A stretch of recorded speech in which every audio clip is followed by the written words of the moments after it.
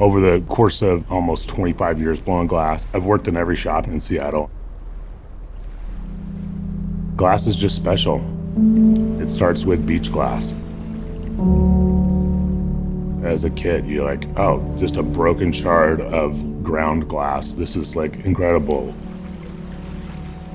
It has such a permanence and such a fragility at the same time. This just has this great hydrodynamic quality. Centrifugal force affects it, gravity affects it, heat affects it. It feels good. It's hot, you're burning.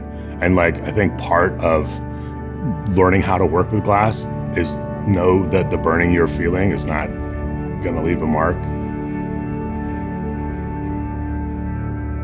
You know, my work is contemporary, it's glass. But I think as an artist, and especially as a native artist, you look to the teachings of our people. There is a tradition in the tribe to burn all your personal effects. And what that does is it sends it with you. But when my dad passed away, they come to pick up the stuff to burn it, a lot of his clothes and pictures. And one thing that couldn't be burned was the tools, as he was a mechanic.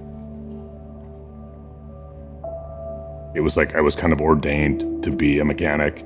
I worked on cars, I owned a tow truck. It was kind of a car sort of guy. And I walked into a hot shop when I was 20 years old, and then it was just like an instant course change. I'm like, that is what I'm gonna do with myself.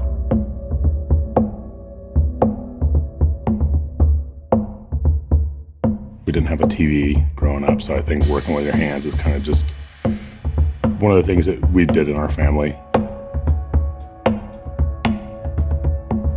When I disappear into my work is a lot of times when I'm like sitting in the backyard late at night, splitting cedar. And that's as mundane as it gets. And a lot of times that's when I can disappear into myself.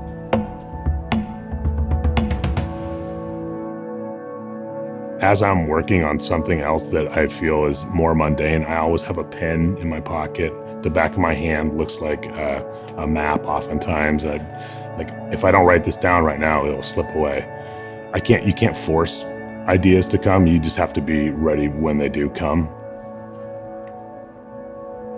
You definitely have to be flexible. At first, I'm like, God, I don't like that, or that didn't go how I visualize that in my head. And as I step back, take a moment, I'm like, maybe that's how it needs to be. Once I saw the path into the Seattle glass scene, it just, I knew it was kind of in a moment. The Renaissance was a neighborhood and a time and a region, and not that I would compare this to the Renaissance, but I would definitely say that I've seen so much of what the glass art world as a whole kind of has to offer. I was born and raised in Seattle.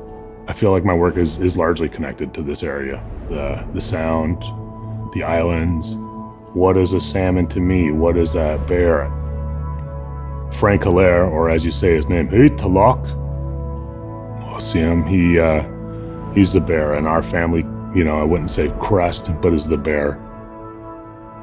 I want to make my work, and I want to honor them in doing that. I want to bring my ancestors forward and the story of our people. And I'm thinking about the best way that the glass can represent my idea.